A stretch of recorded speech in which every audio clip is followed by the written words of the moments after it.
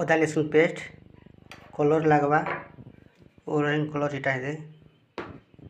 China salt company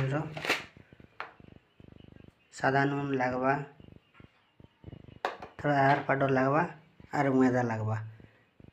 इटा full अच्छी गंज एतकी अच्छे फुल गंज ना तार माने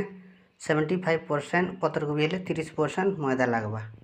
और नून मने लगवा एतकी सान बाटे फुल लगा मैदा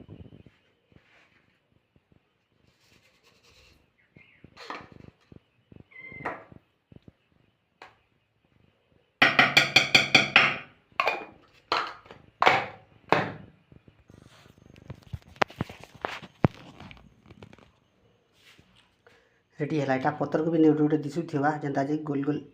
एमती पकाओ बेले गोल गोल होता अच्छे देख एमती खूब टाइट नहीं खूब पतला भी नहीं तार मीडियम और पतर को भी दिशुवा अच्छे गोटे सब एंता ठीक अच्छे।